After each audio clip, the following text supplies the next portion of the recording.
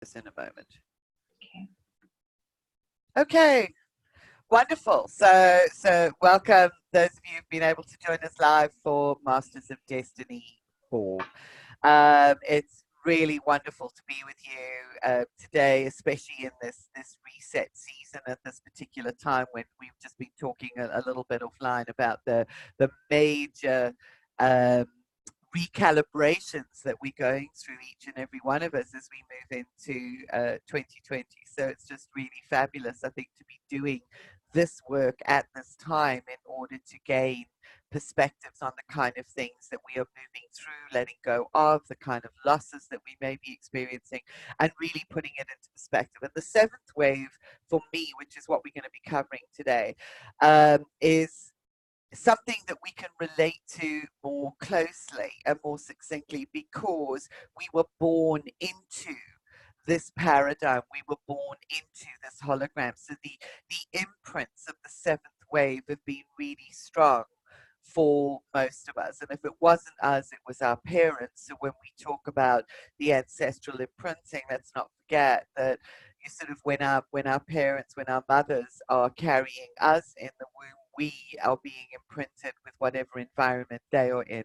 So either we were born directly into this wave, or we were imprinted with our parents' association with this wave. So it's very strong and very relatable for so many of us. So welcome.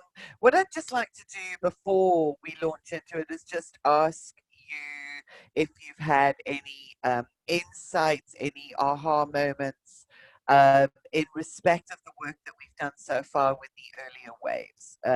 Is there additional meaning that you are finding in your life, any additional understanding just from the work that we've done so far? Because it gets really exciting and relatable from the seventh wave onwards as well, even more so. So I'm just going to open it up to you before we put the presentation up today. So anyone have anything that they would like to share with the rest of the group? I can unmute you if you'd like to talk rather than typing it in the chat room. I'm not very good at typing. Me neither. Okay, so I've unmuted you if there's anything that you guys would like to share vocally before we actually go into. Okay.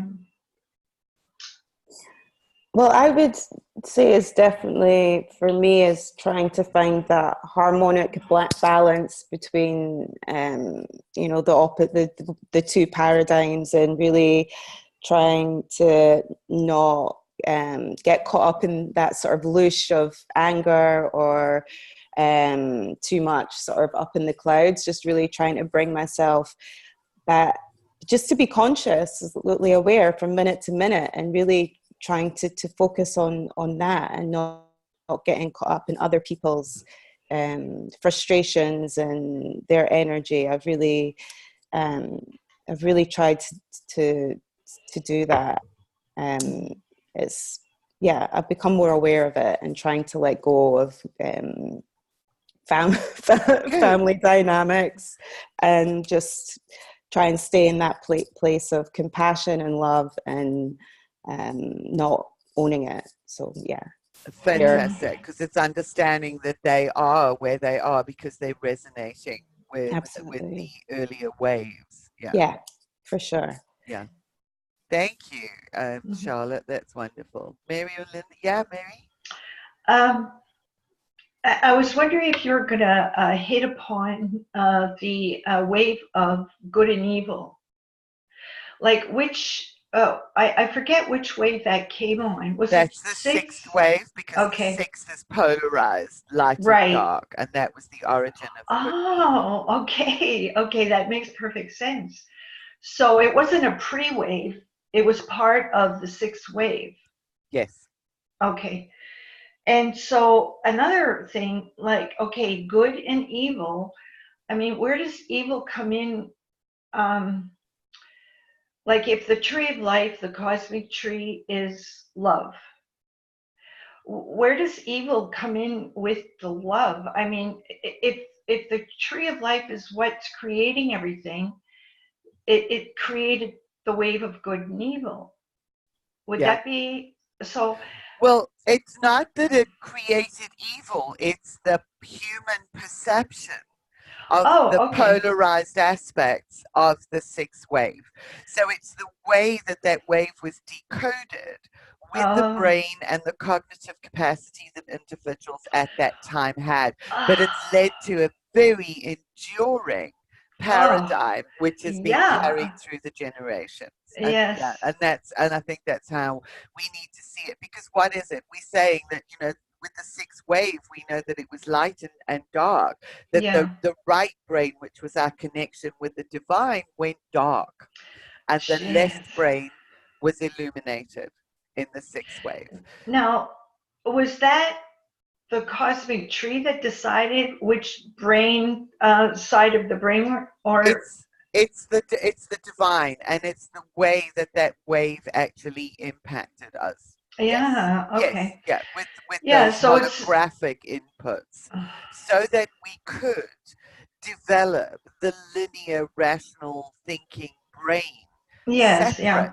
separate from the right brain, because Hmm. this is then all a process of learning. And if we think about it, how do we learn about, you go back to some of the very simple parables through which we've learned to that we've learned to associate with life. And we learn about love through the absence of love, because it forces us to reach into our Mm, heart and find that, because we judge anything that is not love by yeah, the yeah. darkness within ourselves. Oh Um, boy. okay, yeah, yeah. So it's all been externalized. Yes, yeah. And when we can learn to love every single aspect of ourselves, it's that we then bring it back into the wholeness of the tree, of the, Yes. the Okay. totality of what we have had the capacity to learn as a consequence of each of Yeah. the ways. Wow. I So mean, it's that was such learning a about love. consequence. It was such an awful consequence that happened, because we're still reeling in it. It's like, Yeah, yeah. It's yeah. like you learn about power by being powerless. Yes. Yeah. Because only if you have had your power stripped away from you do you then Yeah. have the ability to reach inside for that power that is you and bring it into Yes. being in the Hmm. circumstance, and learn that there is a different way. And along with Yeah. all of the technological development that each of the waves actually brought, Yeah. have been those learnings, so Hmm. that we can Yeah. claim the wholeness Yeah. in a That makes higher way. right. It makes perfect sense. Perfect sense. Yeah. Okay. Thank you. No, Thank it's a you. very good question, because it helps us to put it into perspective. So thank you. Yeah. Yeah. It really does put that into perspective. Yeah. Yeah. Thank you. And Linda's put a comment in the chat room while you guys are talking. She said the classes have been very helpful. The information has brought clarity and understanding of the processes that we are all in, more pieces to the puzzle of rebirthing Yeah. yourself. So helpful. Thank you, Linda. That's fantastic, because that's my intention, is that it does bring understanding to the puzzle pieces. So thank you for Okay. your contributions and your sharings. Much appreciated. So without further ado, let's launch into the seventh wave. So let's have a look. And Masterclass 4, as we add yet more to the puzzle. So ignore that slide.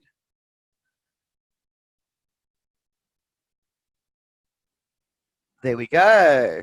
Okay, so welcome everybody to the fourth masterclass of Masters of Destiny and the seventh wave.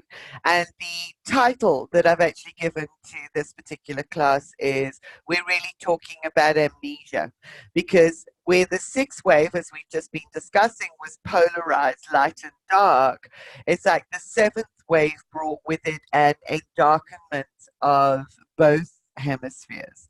So the idea was to actually be able, the ultimate lesson or hologram was to take us inwards into the darkness so that we could dig deep, find our power, find our creativity, and everything within the darkness. And ironically, it's called the wave of enlightenment, but what we see with the seventh wave was the amnesia, which was a forgetting of our connection with the divine and the application of all of the creativity in the world of science. So we actually saw that science usurped God in a sense, that we forgot about that link so that we could then develop in the external world in a different way. And it's almost as if we needed the amnesia in order to make those leaps forward in respect of development. So it's a whole brain paradigm, but it's a whole brain paradigm that is darkened, that is almost cutting us off, if you like, from our divine source. So it fueled creativity in a different way. So amnesia. So what are we going to have a look at in this particular masterclass? The recognition of the challenges and harnessing the gifts of the dark seventh wave. You'll see the image in a moment in respect of that darkness, that hologram. It was when God left the building, so to speak, because here we see the emergence of the scientific discoveries, huge leaps forward. How the material world was recreated with science and technology. So this is where everything began being applied externally, so the creativity was used to modify our external world rather than our internal world. The seventh wave holograms and how they have influenced your biology, where the seventh wave still hides undercover and continues to influence reality. And it becomes more relevant because the wavelength of the seventh wave is much shorter. So we see changes and it still continues every 20 years or so. So it's every 40 years, more or less, but it's about 38. But there you see sort of 20 years of an upswing in major developments and then what seems to be a bit of a decline. So the wave is moving much faster than the previous wave. So a lot of change, a lot of development, a lot of things going on within the seventh wave that are still really influencing the world that we're experiencing outside of ourselves. The economics of the seventh wave and how this is slowly changing under the influence of the ninth wave. Very, very interesting because we can see the concepts of economics beginning to shift under the influence of future waves, but how the entrenchment of the seventh wave has almost held us hostage. And then ancestral healing and clearing. So there's going to be some powerful, I've got a process for you that we're not going to do live, but I will leave with you as part of the playtimes, as part of the experience after the masterclass, so that you can begin to identify the wounds within your own ancestral lineages that actually are coming up for healing and clearing, that are part and parcel of the seventh wave. So there's a lot of information, a lot of insight in this particular wave, and a lot of things that you'll be able to relate to with it. So what's interesting is to have a look here. So this is where we focus some of the individual masterclasses is on the 6th, 7th, 8th, and 9th wave. So here we are with the 7th wave, which actually has a physical duration of 19.7 years. That's one trough. So the full cycle of the wave, the day and night, is about 39 years. And that's why I said it's approximately 40 years, but 39 years. And this wave began to impact us in 1755. This was the official landing date, although there were pre-wave influences, 1755. And most of us who were born prior to 1999 were born into the 7th wave. So the 7th wave was active for a number of years, from 1755 right up until the 1980s and 90s, when the 8th wave began to make its presence known. But up until that point, the highest frequency wave that was available was the 7th wave.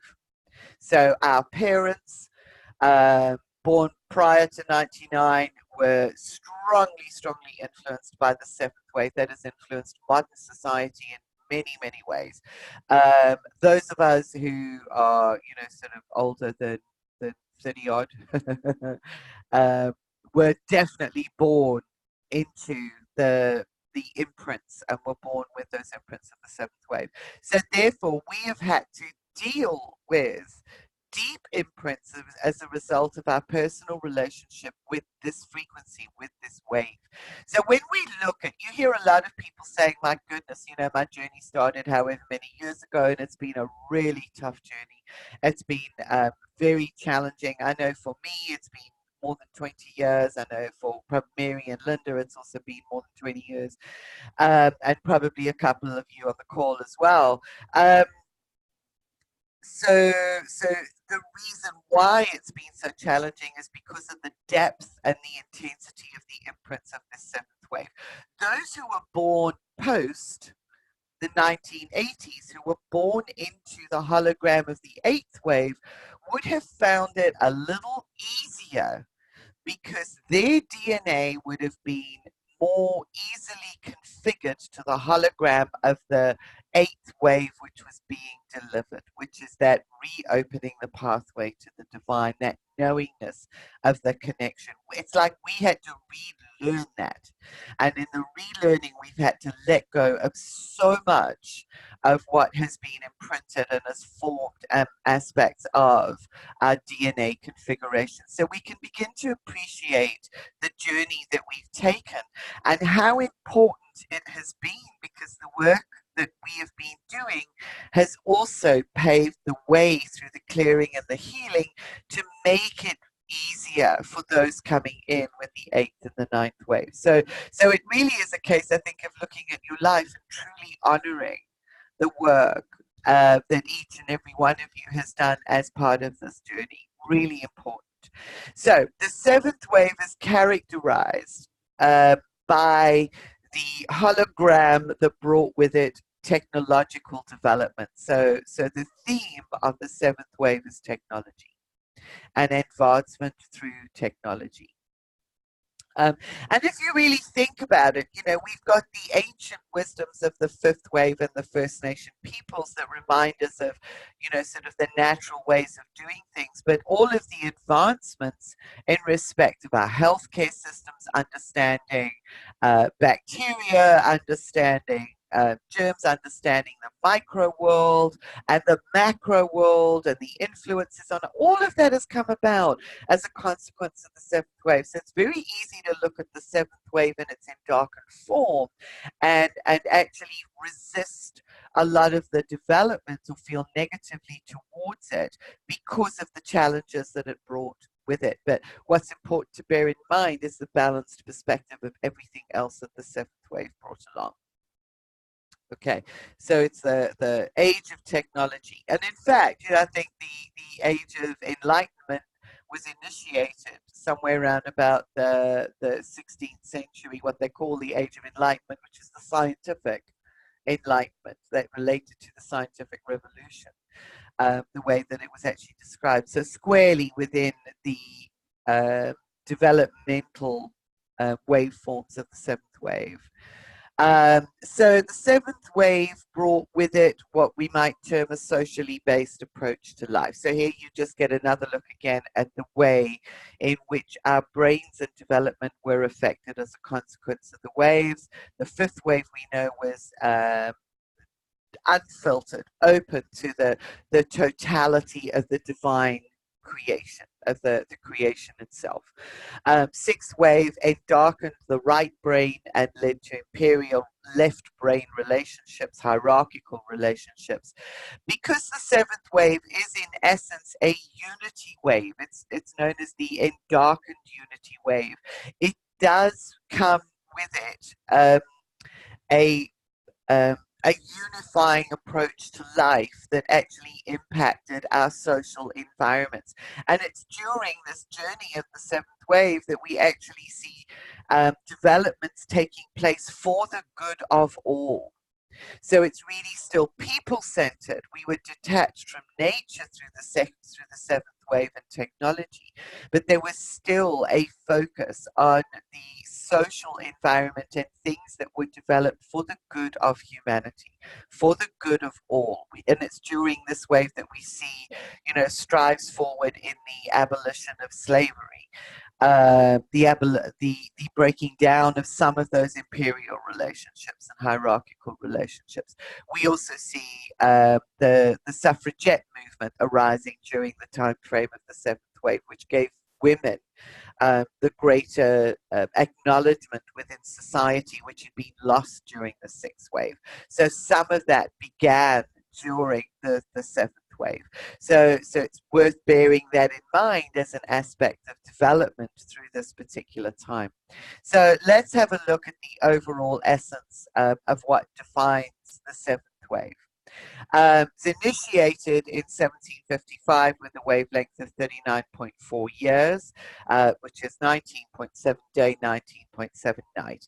It's what we term in darkened unity consciousness, which ironically was also termed the Enlightenment, as I've just mentioned, because this was the enlightenment of the scientific mind, the enlightenment of the time of exploration, that external exploration. The pre-waves to this wave were felt on the planet and started sowing the seeds from around about 1498, the early 1500s, which was termed the Renaissance period. So we see a lot of artwork associated with the Renaissance, which is very much, sort of social individuals, socially based. And then 1617 initiated the beginning of the scientific revolution. So that was a pre-wave that came prior to the full availability or full access of the seventh wave. So we see the pre-wave influences and what was happening on the planet. So again, these correlations are really significant. It also brought with it this concept of atheism, which was God left the building. The eclipse of the divine light. So think about it, that darkness is eclipsing the sun. It's eclipsing the light. It's eclipsing our ability to access the light and our direct awareness of spirituality. So all we understood or could understand through the seventh wave in respect of the divine was all mediated through what the structures and the infrastructure that was set up during the sixth wave. So that continued very definitely through the seventh wave. This is where we also saw the darkened application of some of that understanding through things like the witch hunts, where females were also during this time and during the nighttime. During the nighttime or the downward movements of this wave, you can almost think of it as like a double eclipse period. It's like double darkness. You go into the darkness and everything starts breaking down. So during the days, we see lots of development, technological development, and during the nights, we see a lot of darkness coming out. So that's where we see things like the, what do you call that? The Catholic Reformation in Spain, where all of the trials were. I do know that the word is just absolutely gone. Where you had all of the trials in place, the Reformation, where everybody was actually judged. There's a comment coming in the chat room. So just excuses. Sometimes you just can't find the words. Somebody, Charlotte, I think, has got it for me. Sorry, let's just go back here. The bar comes up with the chat room from time to time and then disappears. Oh, I can't find it, but you know what I mean. As well as the witch hunts and the decimation of the feminine. And interestingly enough, it's estimated that during the witch trials that took place around the world, not only in the Americas, that far from the official figures that are mentioned, something like 9 million women and girls were murdered during those witch trials. That's a lot of women. So there's a lot of heavy baggage that we carry as a consequence of the activities that took place during the seventh wave. Thank you, Charlotte, the Inquisition. The Spanish Inquisition. Thank you. I just couldn't find the word. Yeah. So yes, the Spanish Inquisition took place during one of the nights of the seventh wave. It was also a time of great adventure and exploration. So it was globalization. So here we've got the socialization of humanity through globalization and journeys of discovery. The 1400s was when the Americas and the Indian continent were then colonized. They were discovered and colonized. And yes, of course, you had those dark elements and aspects that went along with that. It was also the time when in the 1600s, the Africas and Australasia and the southern continents were actually discovered. So this is all seventh wave, and that then led towards this collaboration between nations to a large extent as well, which brought us into this global society. There were trends towards equality in respect of those particular aspects. Trading, trade routes were established during the seventh wave, very, very powerful trade routes that really opened up from the previous ones. I know things like the Chinese Silk Road and those were essentially a great deal earlier, but a lot of the modern trade that we actually enjoy at the moment was established during the seventh wave through more refined trade routes. There were trends towards a deepening of individualization, even within that socialization framework, a deepening of individualization and the concept of I, me, within this global society. Instead of I am but a functioning aspect of the tribe, it became I, me, almost isolated from everything else. So there was a concept of freedom through self-reliance that was developed through the seventh wave. So there we began to recognize the power that we had within ourselves to be self-reliant, and the very fact that we've taken to the extreme notwithstanding, because that has been taken to the extreme through the seventh wave, but it did enable us to connect with something again within ourselves, which enabled us to recognize an individual power that was distinct from the tribe or from the group, and experience a level of personal freedom. The further development of civilization as a consequence of the technologies that were created and developed with the seventh wave, we have what we call sort of vertical societies that have been developed through the daytime movements of the seventh wave. So that's where we actually see, these vertical concrete buildings, this striving for the validation of oneself through the external application of the creativity and creating greater and greater monuments. In some ways, trying to recreate the monuments of old through the modern thinking and holograms of the seventh wave. So that's where we get, these towers, these cathedrals, these, a lot of these incredible buildings actually being created, and the vertical society. The fact that they've been created without the awareness of the divine blueprints, without the awareness of sacred geometry, again, is almost aside and besides the point, because now that we have the eighth and the ninth waves, that awareness is beginning to return. But there was this development of civilization through this vertical creation and the development of more functioning cities. It's an age of novelty and major scientific discoveries. Just about every scientific discovery has happened during a day period of the seventh wave. So that really has stretched the mind in respect of the concepts of what we are capable of as human beings. The discovery during the seventh wave, we saw the birthing of the nuclear age, for instance. So one could say, well, yeah, that's been absolutely detrimental in respect of the way that it's been applied. It's not the discovery that was detrimental, it's the way that it was applied, because it was done so in separation from the whole, from the divine. So massive scientific discoveries that have actually eased our life, um, and made life a lot easier for many, many people in this modern age. Life was very difficult when we had to go and hunt and catch our own food, kind of thing, with the earlier waves. So it has brought with it an ease and those characteristics. What it did also bring is the transformation of nature through science and technology. Hybridization of crops, playing with the genetics of crops, all of that has come about through the seventh wave.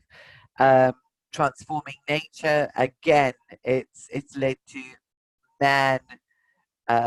man's self-identification as the pinnacle of development and the top of the pyramid, if you like, that he has dominion over all things. So any transformation of nature has actually been to the detriment of the whole. So that has not been done, again, with a divine conscience or consciousness. Major paradigm shifts during the days with breakthroughs on the fifth day. This is, I think it was mentioned in an earlier class, that it's on the fifth upward cycle of any wave that there are major breakthroughs that take place. And the fifth day was initiated in 1952. And if we think about that, you know, sort of that's almost within our frame of reference in respect of some of the major developments. Nuclear power, we know that the nuclear bomb was developed during the dark period that preceded the fifth day. But then we had the application of nuclear energy in respect of providing power. It just has not been done, again, in a responsible way, but it's serving the whole. How can we use this to serve the whole rather than to destroy? Between 1952, so that the fifth day would have been 19.7, almost 20 years. So between 1952 and 1972, there were also a lot of developments in respect of the NHS in the UK, for instance, huge leaps forward in the medical system, and in prolonging longevity, prolonging people's lives, conquering some of those diseases, sanitation, improvements in sanitation, improvements in standard of living for people. So there was a lot that happened post the Second World War, which took place during a seventh wave night, using technology to decimate and destroy.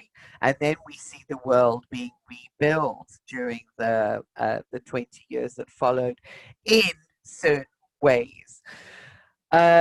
So yes, we see a lot of scientific breakthroughs. So it's just focus on that. Remember, those breakthroughs began happening, a lot of them on the fifth day.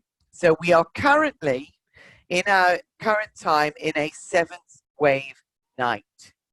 That's where we are right now. And it only moves into a new day in 2030.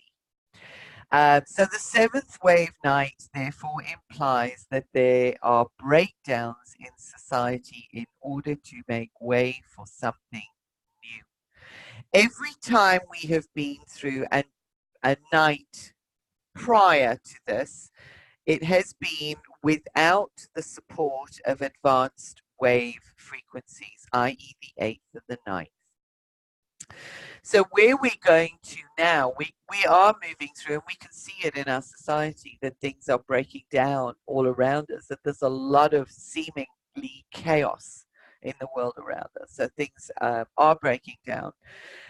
What we have when we get to 2030, and it moves, the seventh wave moves into a new day, is we also have it moving congruent with the eighth wave moving into a new day and the ninth wave.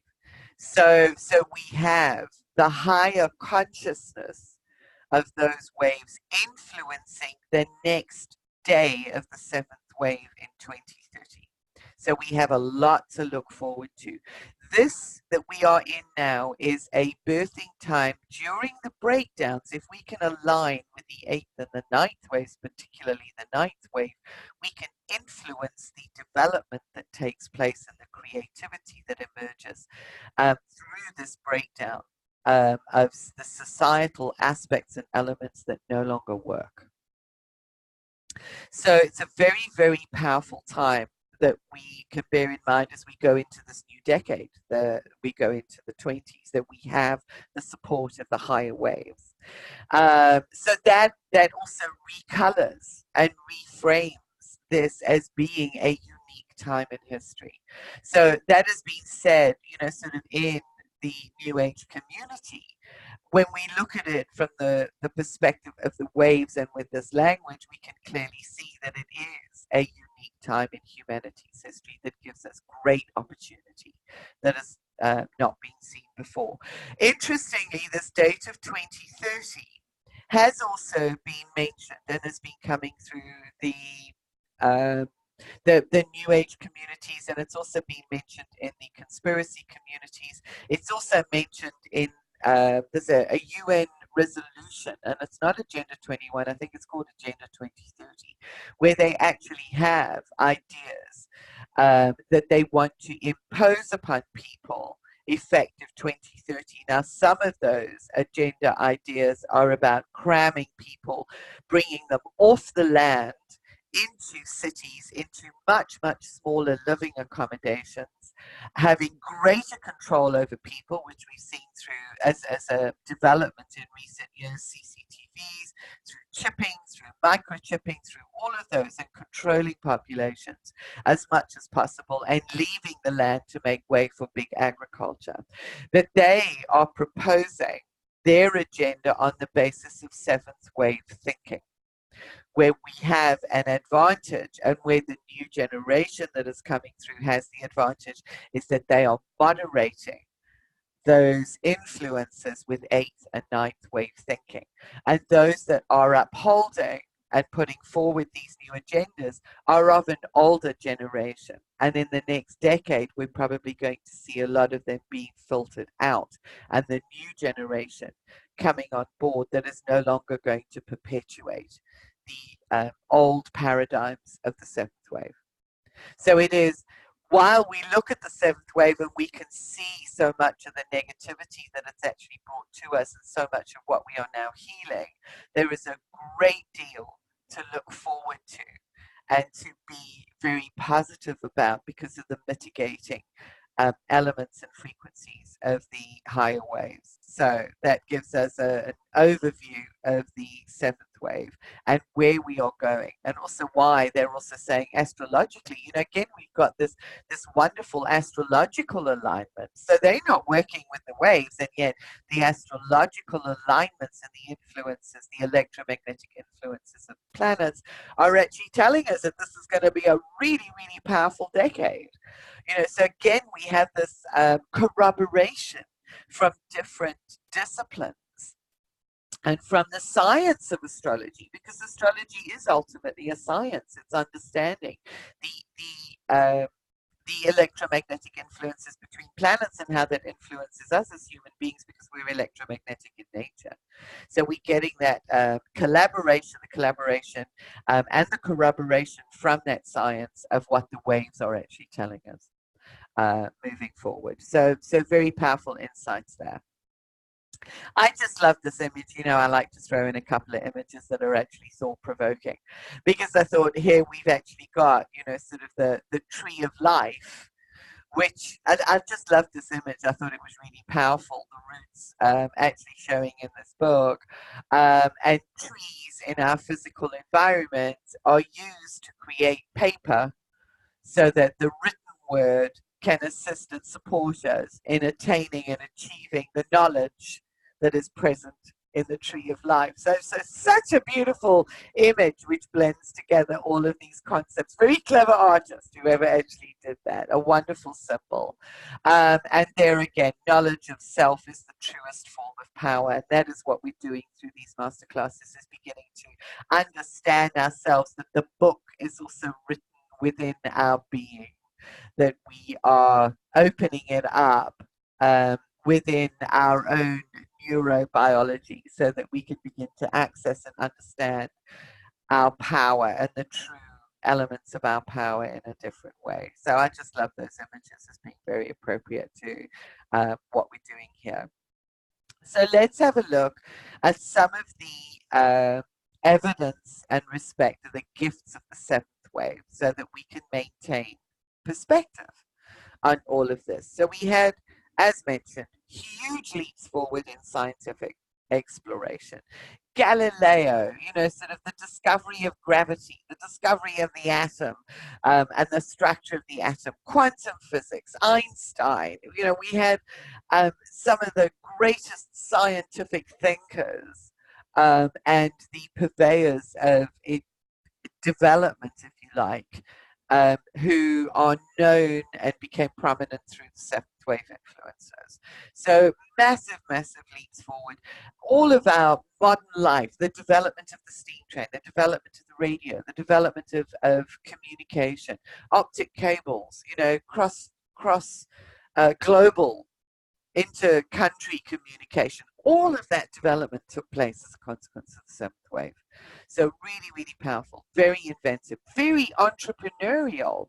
You know, sort of the freedom was there for individuals to develop themselves, that they were not always completely reliant on their masters or the well-to-do. So there was space within the seventh wave for entrepreneurial development. And this is what saw the birth of individuals beginning to bring their own creativity forward. So that's a seventh wave gift, breaking free from the slavery concept of the imperial masters.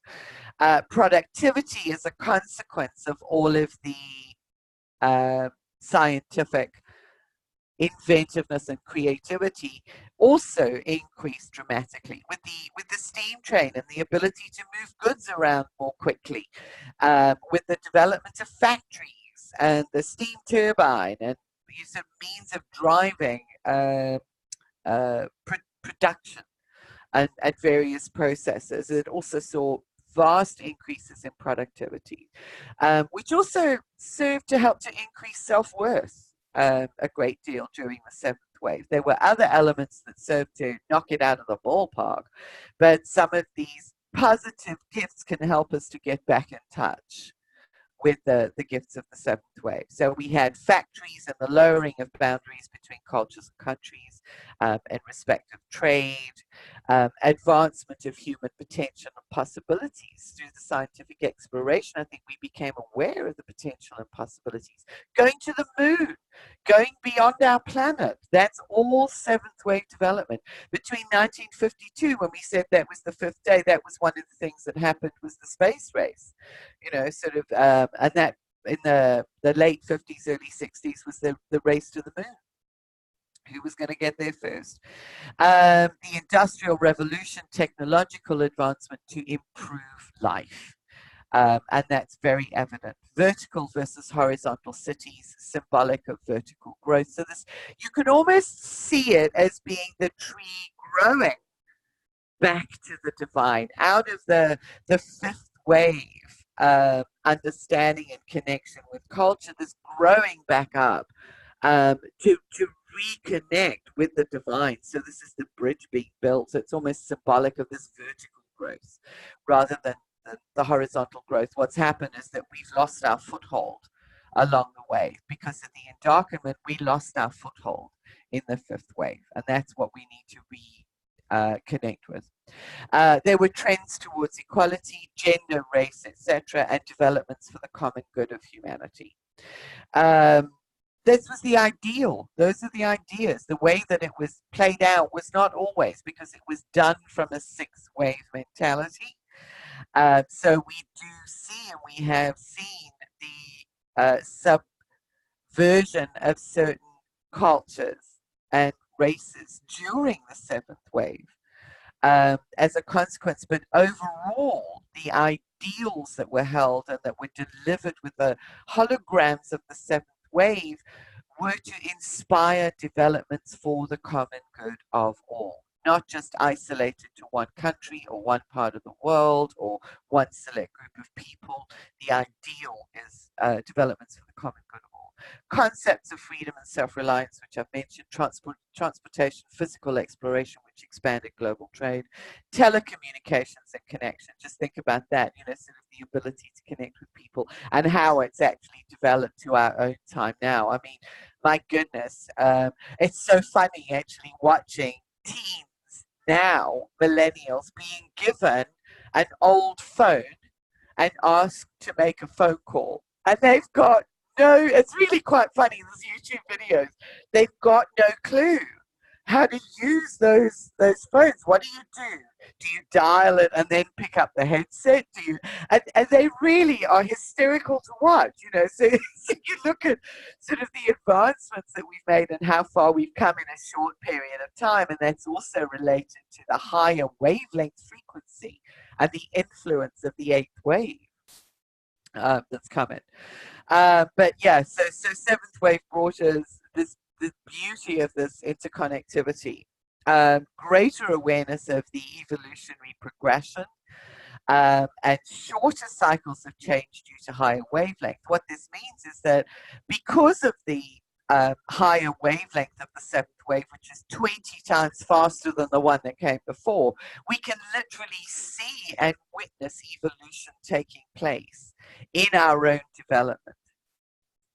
Okay, what we perceive, what we might view as evolution, but it is sort of that developmental process.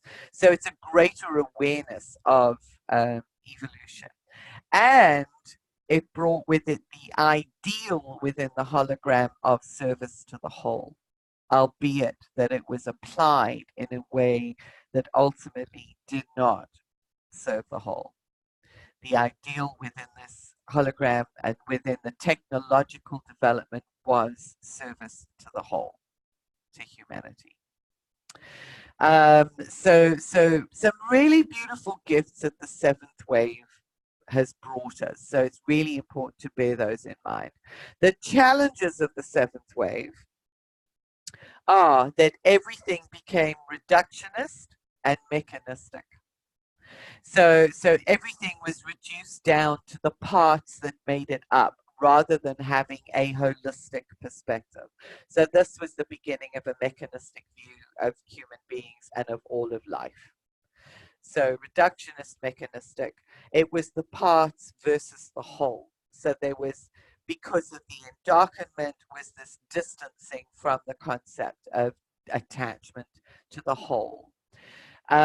Mechanization of war, which made this incredibly destructive during the downturns and the night periods of the 7th wave.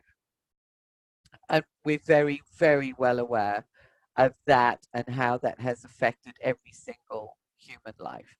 And it's done under the pretext of making the world safer and better for everybody. But we know that the values that are actually governing that behavior are very strong patriarchal 6th wave values that have infiltrated the ideals of the 7th wave. It brought with it the nuclear era, the potential for nuclear devastation on the planet.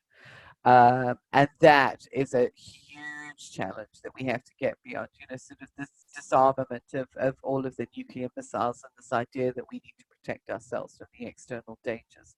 And I do feel that certainly within future generations, we will begin to see that,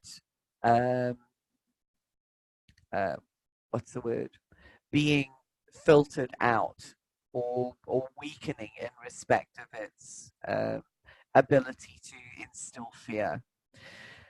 What we also saw and have seen within the 7th wave is pollution and pillaging of natural resources because of the disconnect from nature, the disconnect from the whole, and the looking at things in respect of their parts.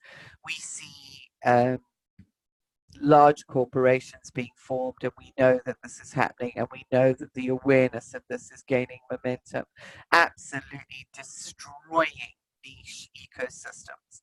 in order to get minerals out of the ground, in order to get whatever it is that they want, to sort of serve big agribusiness. And that again is done under the guise of creating a stable food supply for all. So big agribusiness is taking over the natural environment. But it's absolutely destroying our connectivity. Ineffective monetary systems that have instilled concepts of success and failure. So there we know the debt-based system as we know it at the moment, which is what it is, has been privatized and has the money system has been structured in such a way that the power has been funneled into the hands of a few. And it has maintained a debt slavery of 99% of the population on the planet. There is no freedom within this monetary system. The inherent value as well of the monetary system that we have, the fiat currencies, is inherently zero. And it is said that the value of all paper currency inherently returns to its zero state, which is worth nothing. The paper money is worth nothing. It's just something that's written on a piece of paper. But what that did was it actually gave rise, together with the entrepreneurial spirit, of the fact that some people had the capacity through their creations to make a lot of money, whereas others didn't. So there was a polarization that actually was deepened, that left-right polarization of the sixth wave was deepened within the seventh wave, and there was a huge emotional component that has been carried forward with it, this success and failure, that unless I am able to make lots of this stuff called money, then I am perceived as a failure in society. And it is a paradigm that is very, very entrenched, that still exists at the moment. That is starting to break down under the influences of the eighth and the ninth waves, but it is something that we still carry. And it is not only our own, it actually comes from previous cycles of the seventh wave and through our ancestral connections, because it was birthed a number of wave cycles ago, a couple of 100 years ago, and it's just been building since then. The debasement of intrinsic human value in the same way as this reductionist mechanistic energy, that's a challenge of this wave that actually reduced humanity to just another resource. And it's really interesting. Excuse me, my nose is itching. If we look at the corporates, and it's certainly been in my time and in the time span of my history, that the personnel department, which was related to everything to do with people, so you dealt with the personnel, you dealt with people, became the human resource department. And if you think about how that diminishes the totality of who you are as a human being, because it relegates you to just a resource within that environment. So it's very interesting how that has infiltrated our language. So there was the debasement of human value, the rise of the corporation and corporate control. I mean, we see it. We don't really need to mention any more about that. We're all aware of it. Benefits to a few at the expense of the many, mixed with control from the sixth wave. So that control was perpetuated. The origin of the fear of failure and not being good enough. Because we did not have the connection with the divine through this endarkened wave, there was a denial of our true nature, an inability to access the truth of and the wholeness of our true nature. So it's during this wave that this fear of failure and not being good enough for God, you see that being taught in the mainstream religions, how that language has actually become applied, that the original sin, etc., how that was reworded and became such an important attribute of the modern religious control system. So then we had the societal system and the structure of that placed on top of it, this entrepreneurial spirit, not being able to make enough money, which is perpetuated to the current day. Absolute fear of failure. If I fail, I can't make money. And if I can't make money, then I'm not good enough. So it's this absolute abandonment by the divine, which is our abandonment of our true nature. So this has been perpetuated through the hologram of the seventh wave. There's a win-lose mentality and competition for resources, which has become part of the challenge of the seventh wave. Materialism and selfishness that has arisen as a consequence. So it's become a focus on things through this reductionist or mechanistic perspective, and the endarkenment of this wave. So the ideal of interconnecting everybody using the technology has become corrupted and distorted through this. Massive population expansion. So this is just because longevity and human mortality have actually been, longevity has been increased, mortality has been decreased, so that we can actually live longer. Infant mortality is not, where you had whatever percentage, a very high percentage of infant mortality rates a couple of, not even 100 years ago. That has changed so that the technology supports life, so the mortality rates have actually decreased. So the percentage of people living for longer has led to a huge population expansion and population explosion. There has been a speeding up, with the speeding up of time. So the previous wave was a couple of 100 years long. Now we've got a wave that's only 40 years long. So we experience this as a speeding up of evolution, speeding up of time, has actually led to a craving for novelty. And we see this carried through in the cycles of fashion, the cycles of technology, the cycles of gadgets, teachings, music. And as the eighth and the ninth waves have come on board, it's almost like that craving for novelty has been increased, but people are finding that it's not satisfying them because the ninth wave is calling for their attention. But the new frequencies of the incoming waves are increasing as well, this craving for novelty. It's like no sooner do you get the one thing than you want something else. Look at iPhone. It's like every year there's a new model and everybody queues around the block for a new iPhone. So that's almost in line with the eighth wave frequency, but it's the novelty factor of the seventh wave that is being stimulated. So until we actually heal this, we are not getting in touch with what that frequency wants us to strive for within ourselves. Does that make sense? So hence this externalization of this stuff, needing more teachings, more gadgets, more whatever it might be, and novelty. New, different. So, and a disconnection from our true nature. So the gifts of the seventh wave were really tremendous, and they have served to advance our lives. The challenges of the seventh wave are actually pretty huge. And this is what we have been busy through the last 20 years with the rolling in and the introduction of the eighth wave. We've been busy trying to heal, but it's been taking place within small pockets because it's only been those who've had the capacity to align with the eighth wave, and now with the ninth wave, who've been able to do the depth of work with the understanding and the healing. Understanding that this is where a lot of this patterning comes from gives us a framework. In order for us to do our work, it becomes part of the alignment with the ninth wave. So deepening our letting go and working through these issues will become part of the master's journey as we move this forward. So is that fine for everyone? Are you all quite happy with that? Yeah. Okay.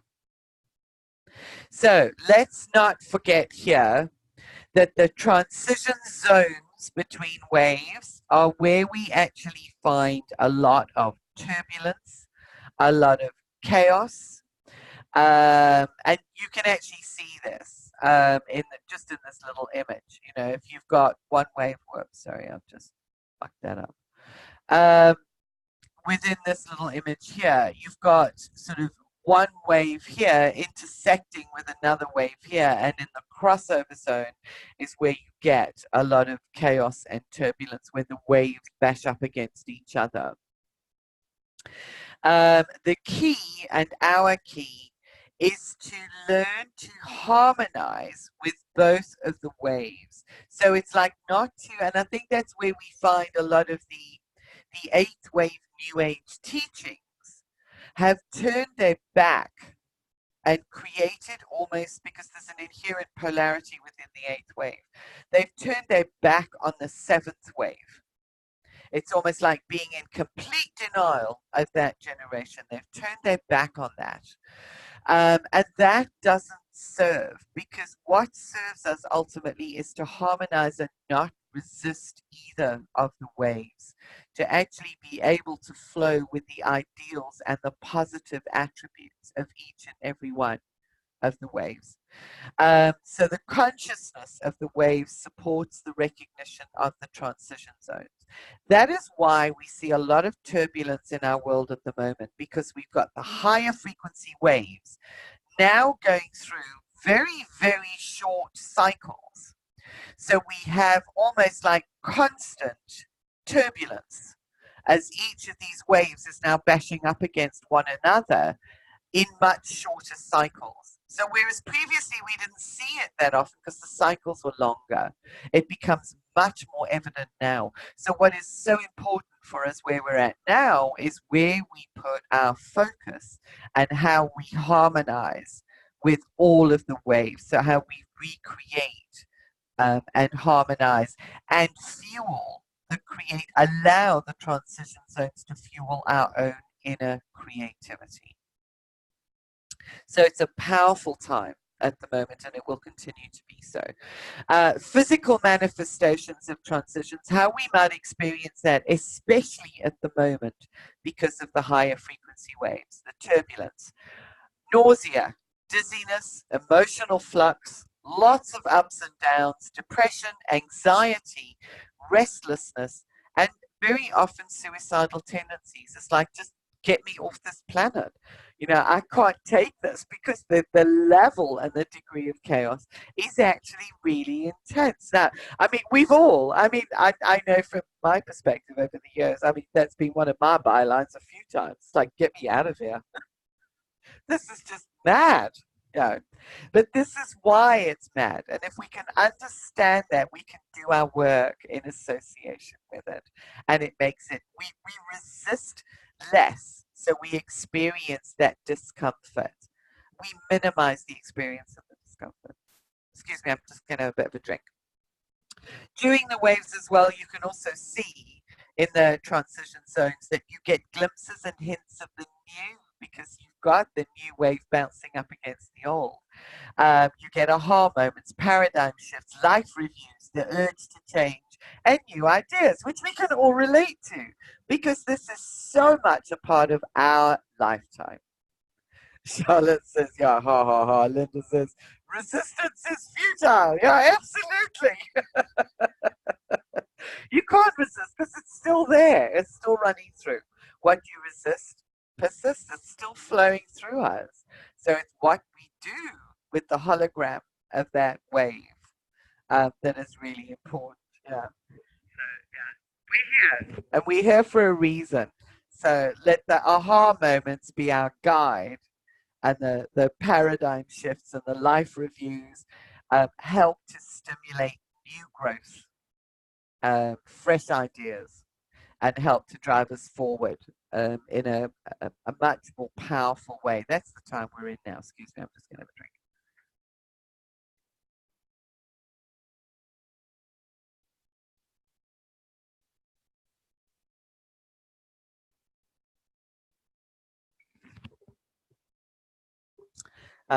So Linda says, love it, bless it, give gratitude and move on. Yes, absolutely.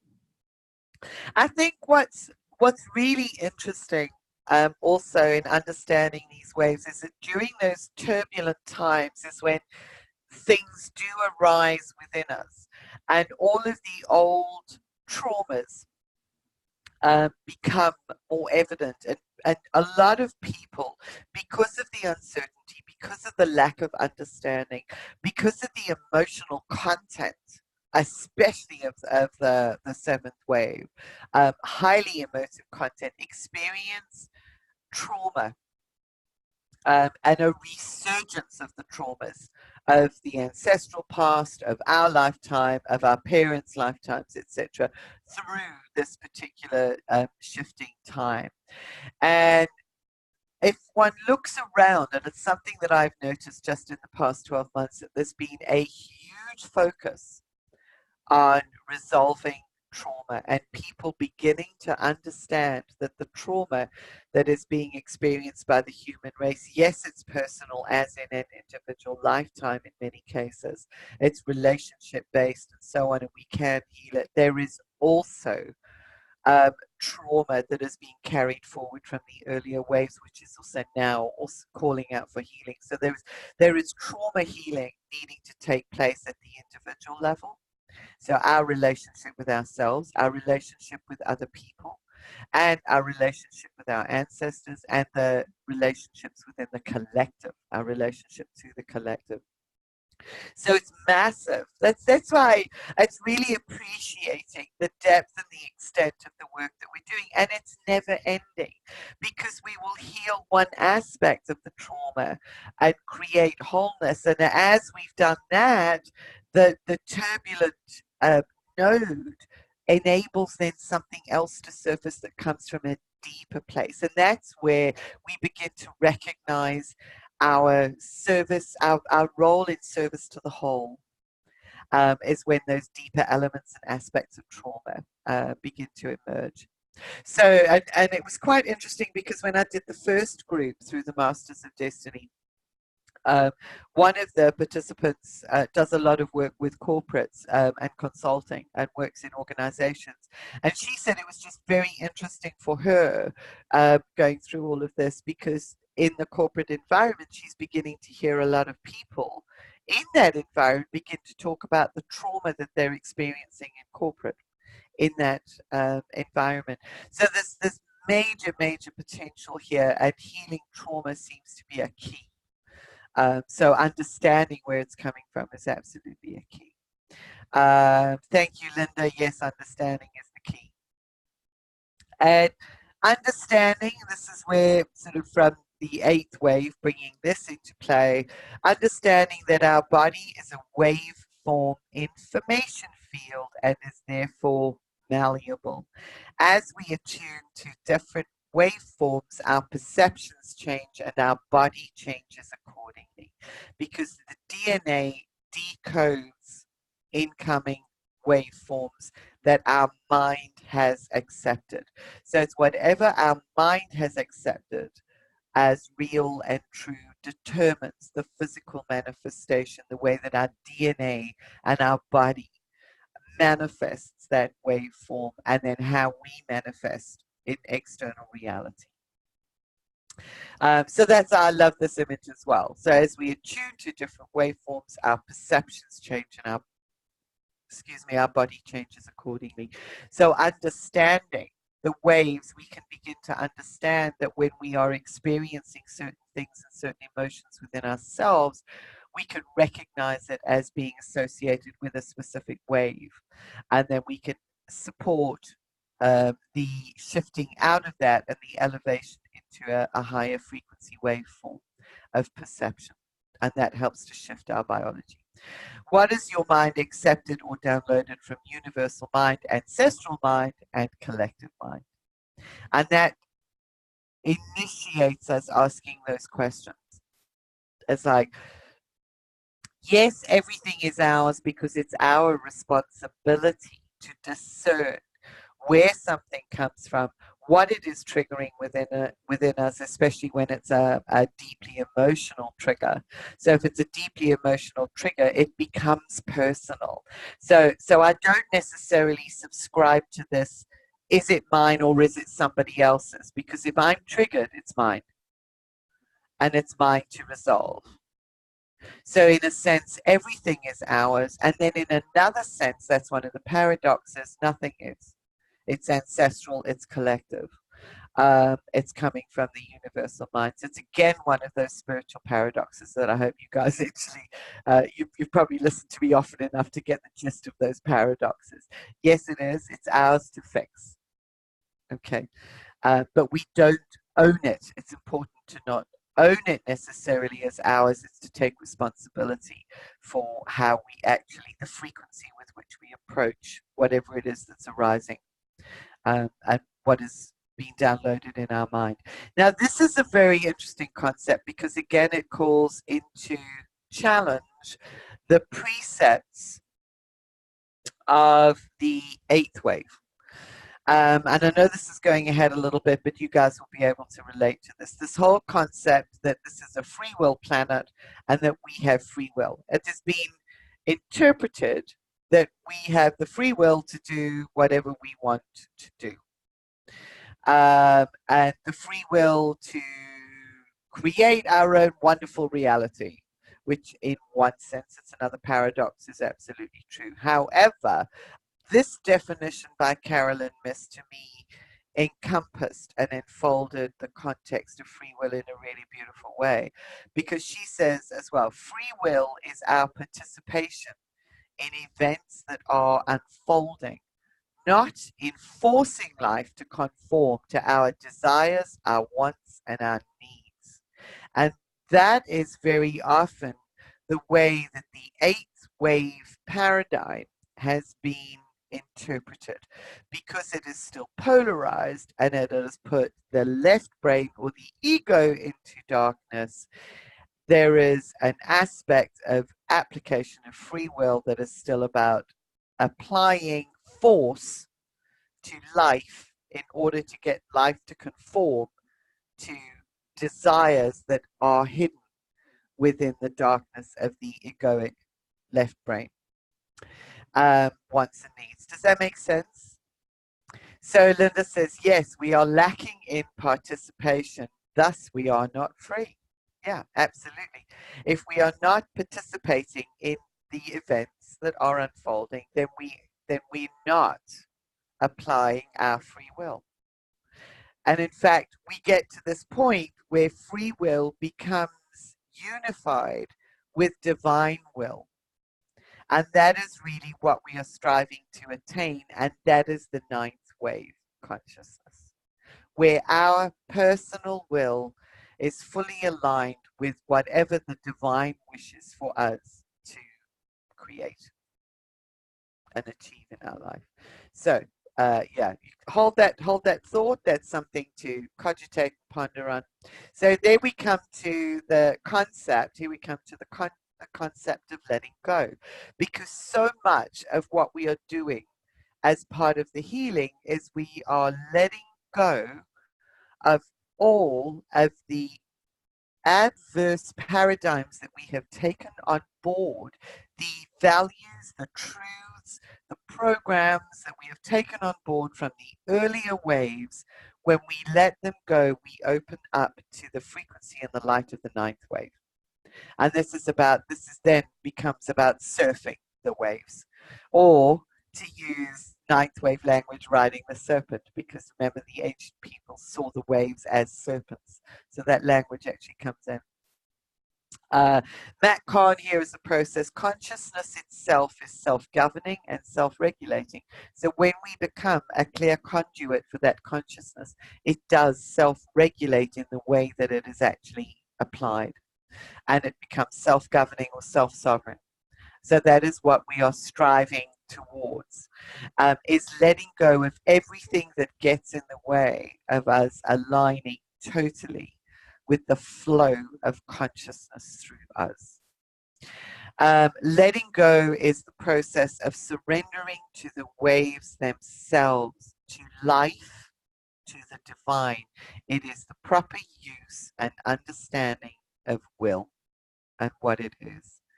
Now, that is a concept that many people have difficulty with. And one of the ways that I actually like to describe it is also that we allow life to be lived through us. So life lives us instead of us living life, if that makes sense. So we let go and create the space for that to happen. And in that way, we begin to apply and understand the use of will in that process.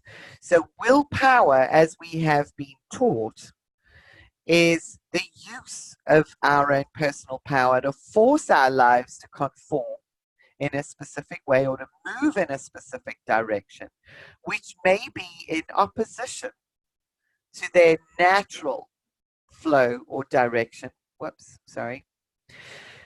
And to universal flow. This can lead to excessive use of energy that can disrupt the digestive system, and I found this really interesting, to ulcers, kidney stress, cancer, stomach issues, disease, and exhaustion. Also, rage, emotional denial, and isolation.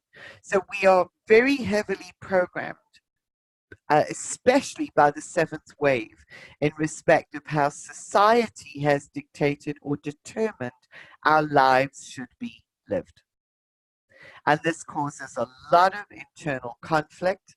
And we then use a lot of our internal power to try and live in accordance with what other people deem is appropriate for our lives. And when we do that is when this conflict within leads to illness and disease. And our will, in that case, may also then be bent to the will of others, leading to compromise, low self-esteem, inability to relax, depleted energy, and lowered frequency. So there's a whole lot of, you see the illnesses and the ailments that are so prevalent in the world today. The key causes of death, number one is cardiovascular, which is heart disease. And I mean, that immediately sends a message that individuals have lost connection with their heart. They've lost the connection to their true self, and their ability to soften their heart, to allow life to be lived through them. And I think the next highest cause of it was respiratory illnesses. And respiratory illnesses actually represent the inability to allow the totality of life in. So it's like we deny so much of life because of the programming that we've come in with. In the process of surrendering, we begin to release all of that. We allow life to live us the way that it always intended it to be. And that is going to be part and parcel of the master's journey. Again, because there's a lot of work that we then do to unfold that. But hopefully this gives you some understanding of, we know that, you know, sort of emotional ailments actually lead to physical disease.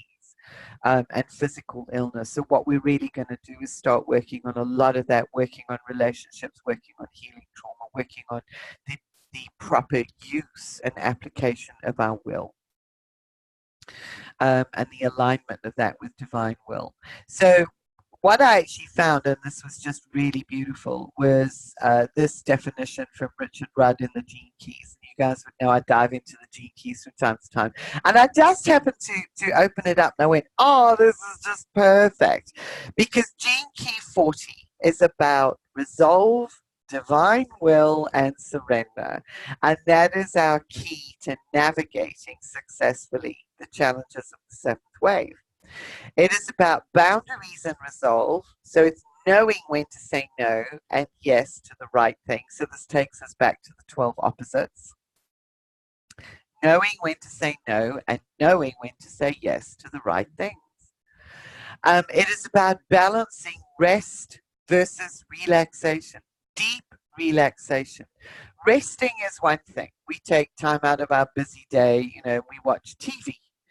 That could be construed as rest. Really deep relaxation is the process of meditating, the process of connecting within, the process of being out in nature, which helps us to recharge our batteries. So there's a subtle difference between rest and relaxation. Deep relaxation recharges all of your subtle energy bodies. So there we've got the reconnection with trees, which was brought up in the earlier session, for instance, and being out in nature. I mean, yesterday we spent the day out with the manatees in Florida at Manatee Viewing Station. It was absolutely, it was just beautiful. It was just absolutely beautiful. That was relaxation. And yeah, came back just recharged and rested. So it's about maintaining the integrity of your own space so that your will is not bent to the will of others. The peace of total silence, understanding the peace of total silence, as in mastering the art of doing nothing. Doing nothing, thinking nothing. Now that is easier said than done, because we think we're doing nothing when we're sitting with our tablets or watching a film or whatever. That's not doing nothing. That's actually infiltrating the brain. How many of us are really comfortable sitting for a period of time and doing nothing and just allowing things to emerge from within us? Most of the other activities are actually distractions. We think if we are not working, then we are resting, relaxing, or doing nothing. You know, doing nothing as opposed to working.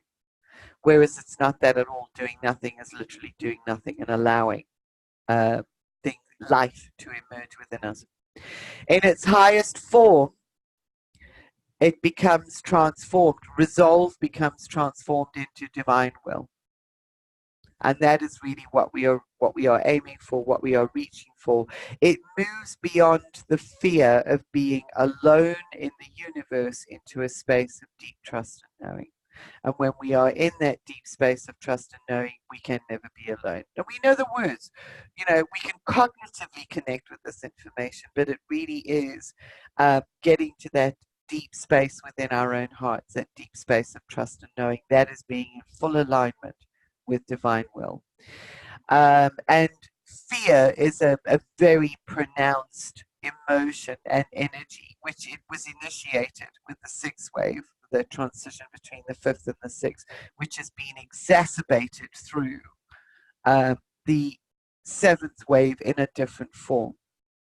So we had fear of survival between the fifth and the sixth, fear of authority, which came in the sixth, and now we've got fear of success or failure and being accepted, which is a real fear which has come through the seventh.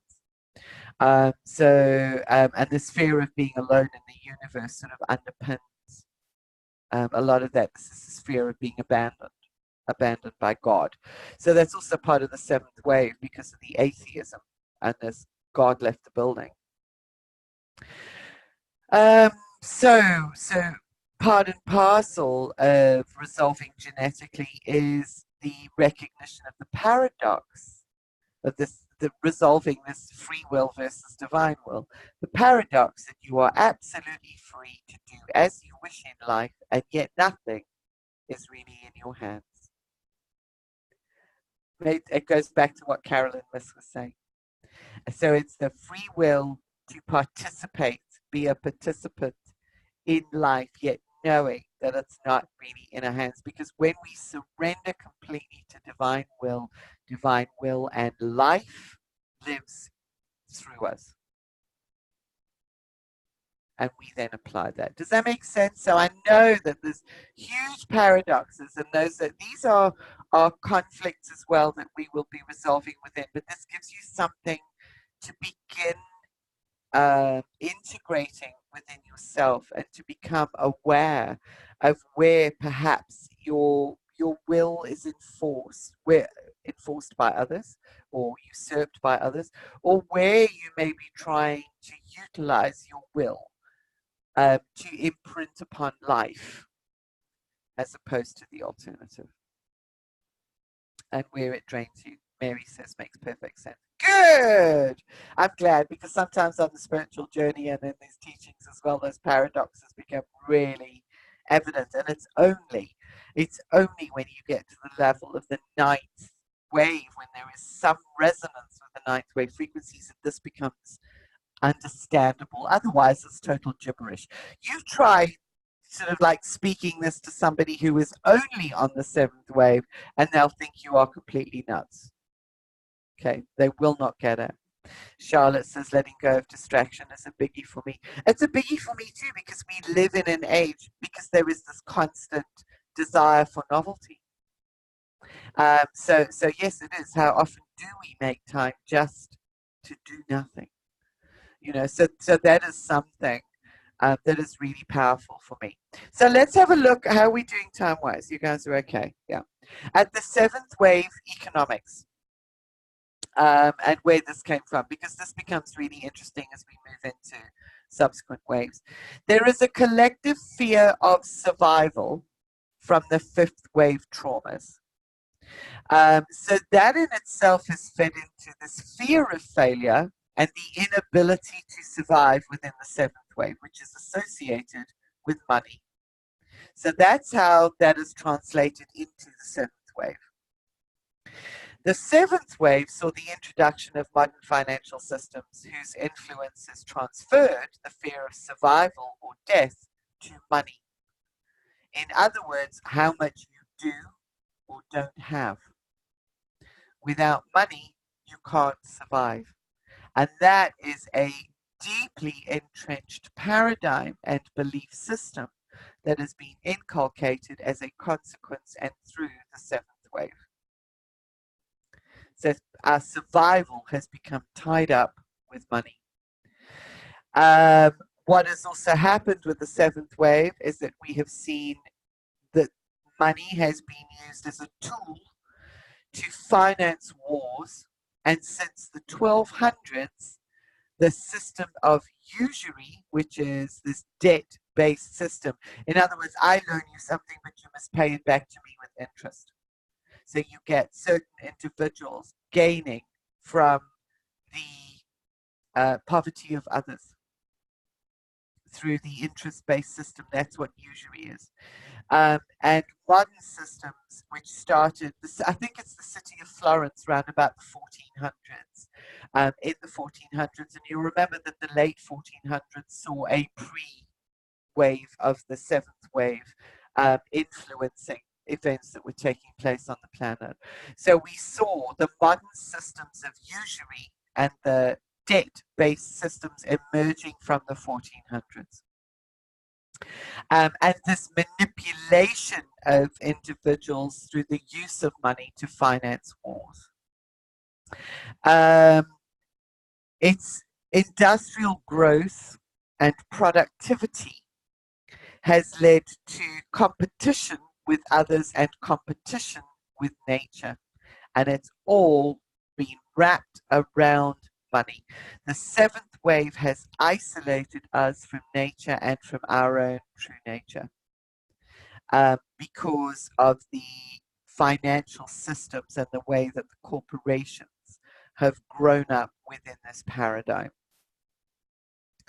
So the current fear of survival because of the seventh wave now drives the desire for more. If I have a bigger house, or if I have more cars, whatever is never enough. And that's why we get this massive accumulation of wealth in the hands of a few, because it doesn't matter how much they've got. There is always the desire for more, because inherently what they are suffering from beneath all of that is a fear of their own survival.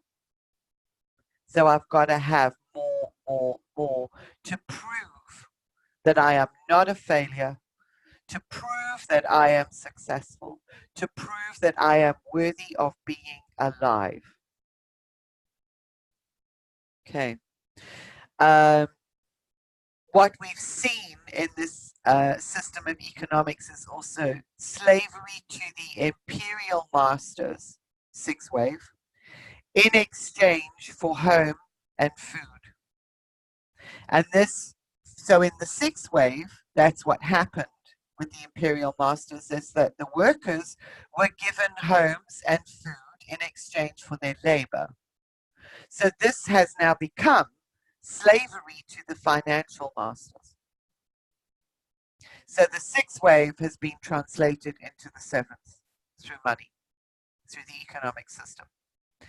The fiat currency developed in the seventh wave, which is the use of paper money or bills of exchange, which are not backed by anything and have an intrinsic value of zero. And that was what was mentioned before, is that sooner or later, all paper money returns to its intrinsic value, which is nothing.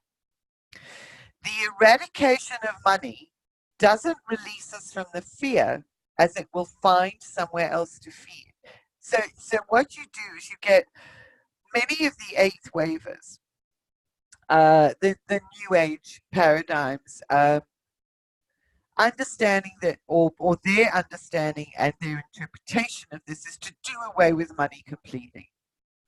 You know, we need to do away with money. But unless we've actually addressed the trauma of the fears that underlie all of this, that fear is going to find somewhere else to feed if you just get rid of the money.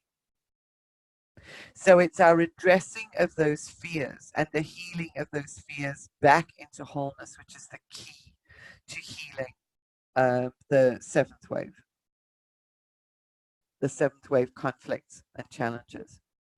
So the seventh wave fuels our modern concepts of success and failure, as well as isolation and lack of trust because of this distancing from our true self. Money has become a spiritual teacher in the art of letting go of fear. And that is the purpose that it's serving in the new ninth wave as we move forward. So it's a very, very interesting one to deal with.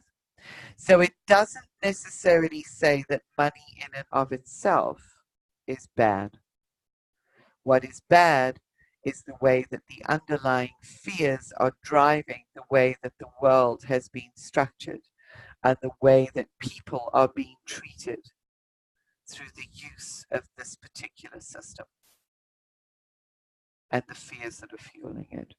So every time, this is interesting because this comes from Richard Rudd and the Gene Keys. Every time you find yourself worrying about money, take a deep breath. Thank your ancestors and relax, because without your ancestors, you wouldn't be here, and they always have your back.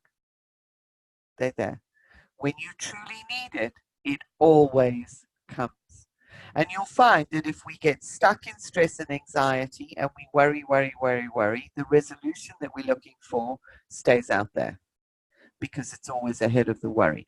The minute we actually relax and surrender to life, whatever we need is provided. It always comes.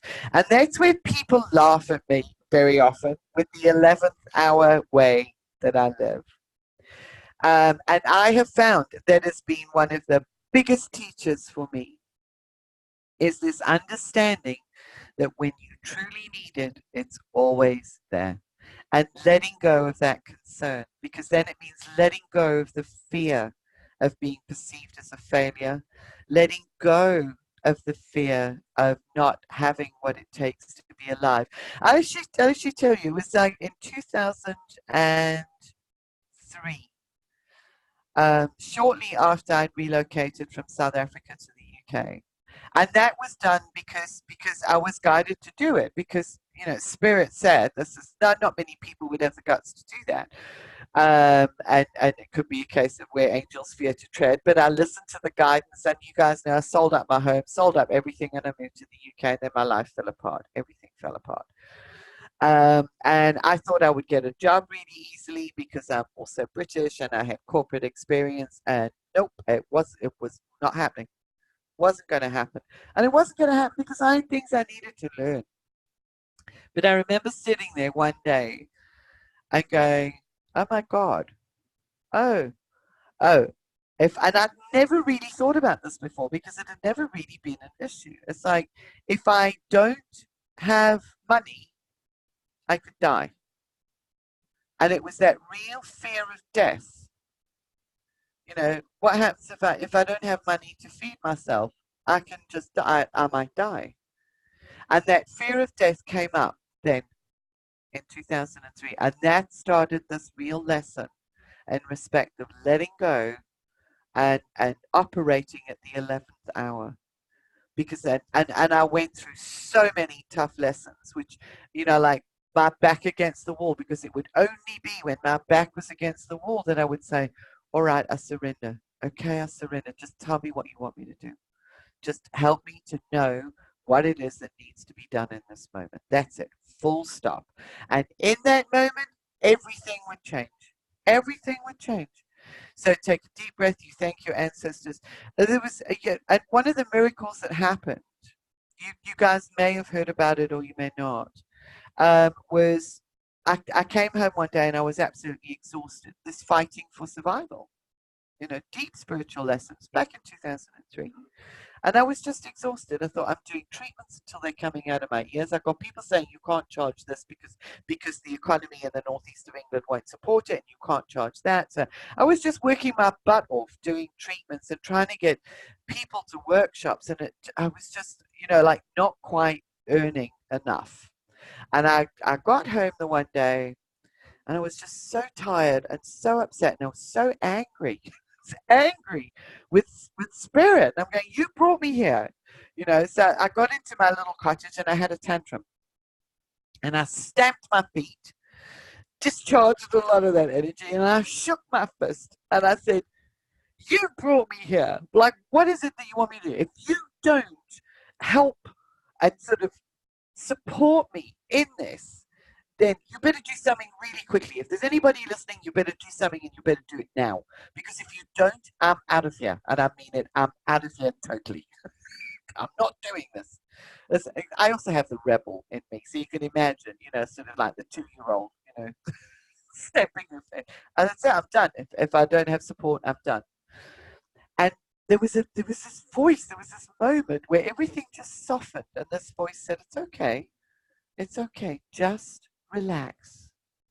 Just relax. And I went to bed that night, and I could feel.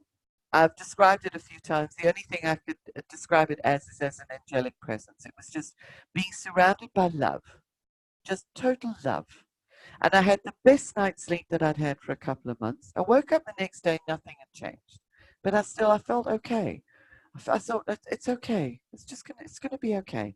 And I had a very quiet day. And you know what? The next day, so this is not 48 hours after my little tantrum and the moment of surrender. The very next day, I got an email from a friend in South Africa who sent this note, and she said, Brian and I we've just finished our year end, and we had a really good year this year.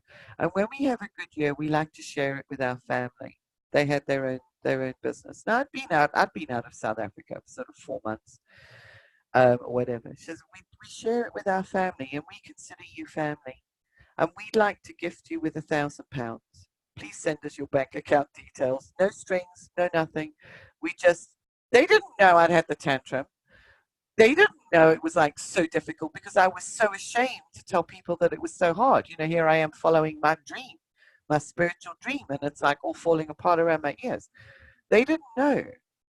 But not 48 hours after I completely let go, there came in exactly what I needed when I needed it, from a place that I completely didn't expect and unforeseen. So that statement, I can tell you, that's been one of my deepest lessons with the seventh wave. And that's where the diamond consciousness work then sort of started, was when I started learning those lessons of surrender, because the ninth wave is diamond consciousness.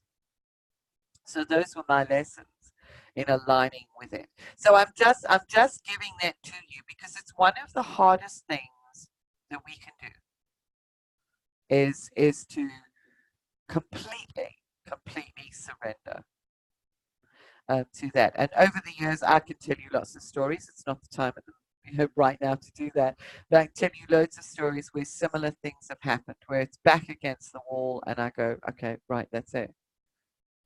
That's it. I don't know what to do anymore. You tell me.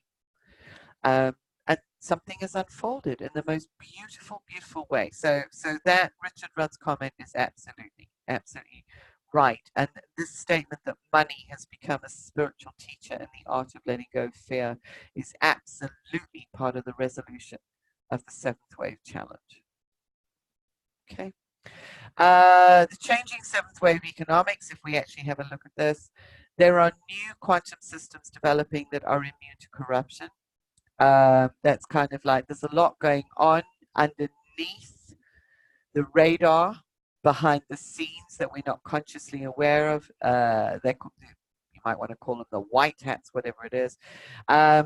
There is a recognition of the banking downfalls. There is a reharmonizing with nature as opposed to competition for resources.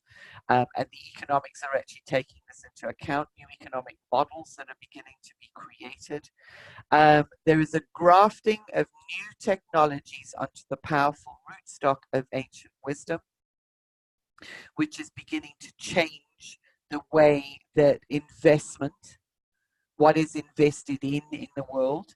Universal basic income is a very interesting one because it has its pros and its cons depending on the way that it is applied, but it recognizes human dignity and the basic human rights in respect of survival, and it helps to heal that fear. So if that's the way that it's done, then that's great. I've come across a few other interpretations of universal basic income which are adverse to that, but the ideal, again, is very powerful and very positive.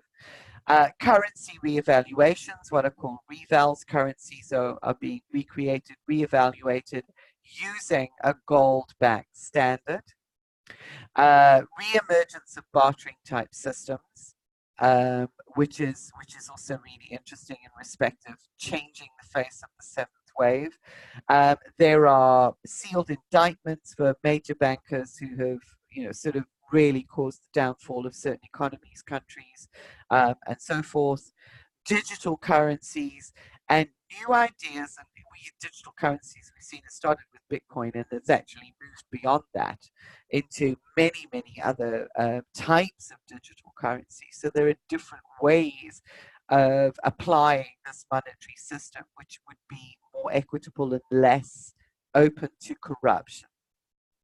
There are also new ideas and concepts forming to change our relationship with money. And I think as we see greater alignment and resonance with the ninth wave, we're going to see a lot more of that filtering down to change the systems. It's having that ninth wave awareness that really begins to bring the change into the systems and the waves that have preceded it to help to correct the misapplication of those holograms.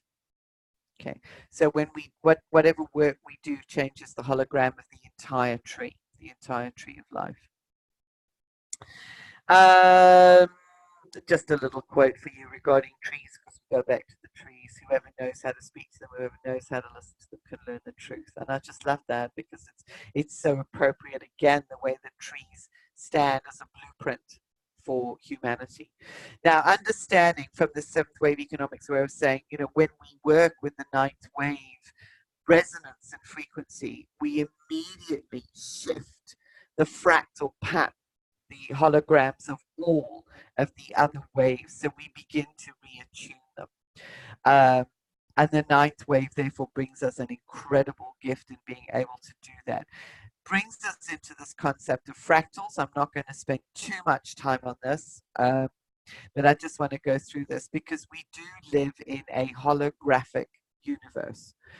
And the definition of a fractal is a complex geometric pattern exhibiting self-similarity in that small details of its structure, viewed at any scale, repeat the elements of the overall pattern. Now this brings us back to the fractal nature of the tree of life.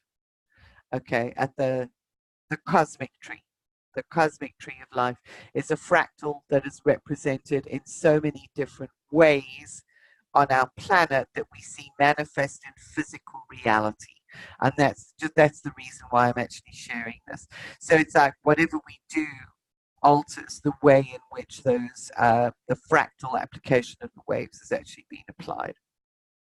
So this gives you some idea of how the branching actually takes place.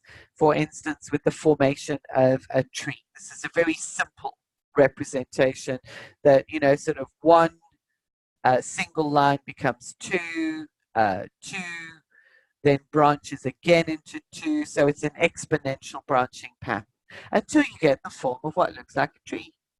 So very, very simple.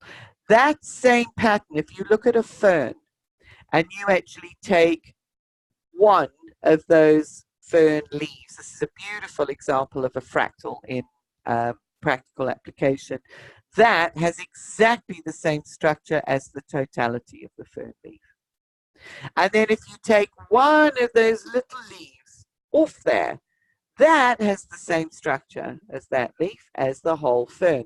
It's a beautiful representation. So you just keep on drilling down. So no matter the scale, you find the same fractal pattern appearing. So where this actually takes us is really interesting, because the same fractal branching pattern that we find in trees is evident. So here we have the elm trees, for instance. It is evident in the way that lightning branches. So it's in the way that electricity is discharged within our environment. So we see it. Look at the branches here. So if you had to turn that the other way round and take an isolated picture, you'd see a tree.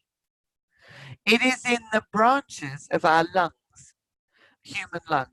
And this is really fascinating also. As you can see here, it starts branching, there's two, and then it gets fine at the alveoli, the branches in our lungs. Because what are trees? Trees are the lungs of the planet. They're often referred to as the lungs of the planet. Our lungs have the same fractal patterning that enable us to absorb the oxygen into our body and expel the carbon dioxide as the trees. The same branching pattern is seen in riverbeds in the way that rivers branch. So it's the same fractal pattern in the way that rivers distribute their water, the distribution of life-giving resources. Okay, through all of these mechanisms. And it's the same fractal patterning that we find in the branching of brain neurons. So when you get this concept of be like the tree, that extends itself into the fractal nature of your own body. So when you connect with trees now, you can connect with them in a different way, because your brain is the same fractal structure as the tree. Your lungs are the same fractal structure as the tree. And many other biological elements and aspects are the same structure as the tree. Okay, and that's the same as the cosmic tree at the center of the universe. So that structure just keeps repeating itself. So we are fractal manifestations of the cosmic tree. To me, that's a beautiful acknowledgement and recognition. This is just a few examples of the fractal holographic nature. So it means that in every part, you can see the whole. So if you had to take one branch of the lung, you would be able to discern the structure of the whole lung. Same way as if you take the branch of a tree, you can actually see the structure of the whole tree. So it's just a really beautiful correlation and way of understanding the fractal nature. Now we can also see this in the human race and the fractal nature of our family tree and of our ancestors. Our ancestors form part of this fractal branching out of the family tree. So it's associated and structured again in accordance with the holographic tree of life at the center of the universe. So we are looking at restoring, so it's what I was saying about sort of the ninth wave consciousness, and we are healing the fractals or the holograms that run all the way back to the fifth wave. When we do ancestral healing, when we work with ancestral healing, we are working with the ancestral tree. We are healing the fractals of humanity. So we are making changes to the hologram the totality of the hologram that is humanity. So when we look at ancestral healing, it's about knowing what to keep alive and what to let go of. So we want to preserve what is good within the tree, and we prune what is not. So that's thinking about the seventh wave and all of those issues. What do we want to preserve? What are the gifts? And what is it that we want to prune? We want to weed out the weaknesses and cultivate the strengths within us and within that fractal tree. Where do you invest your energy? What ancestral traits are maintaining constraints? What are you aware of? There may be also things that you're not aware of. There's a lot deeper work that we can do, that we will do with the master's journey after this, so this really initiates the process. Pruning the family tree encourages greater growth and expansion for all. So we are of service when we prune out the weaknesses to all, everyone who follows within that holographic tree. It's letting go, and it assists us in letting go of our personal notions of failure. So it helps us to reprogram those patterns. And it helps us to recognize the continuum, to see and know our place in the great living chain of life, in the great hologram that is life. And scientists have actually said we live in a holographic universe. Our brains are holographic. You know, we are holographic projections of information waveforms. So we begin to change the information that we have decoded as part of our own projection of that waveform. Does that make sense? You guys with me? So here we get to some of the practices for week 4. So you might want to review some of the inputs for the gifts and the challenges of the 7th wave. Identify and practice letting go of fears and the beliefs that keep them alive. So those are the fears and the beliefs of the 7th wave. What fears and notions around success and failure do you carry? What fears and notions around survival do you carry? What fears and beliefs around your worth and its attachment and association with money do you carry? I know some people that are pretty comfortable from a financial perspective, but because it's the husband that's actually bringing the money in, the wife actually feels worthless because she's not generating any. So even though they are financially comfortable, there is still a deep feeling of worth that is associated with this concept of money. So it's really examining all of those and then actively practicing surrendering them. And what do we surrender to? We surrender to divine will. We surrender to the flow of life. And ask for help. Ask your higher self, your highest expression, for assistance and support. But we surrender it all to the flow of life. And just note what happens. So that's the first one. How do the fears manifest for you personally? How do you see those fears being manifest in people around you in different ways? Take a look at those core fears and have a look at how they are being manifest. Okay, so that's yours personally.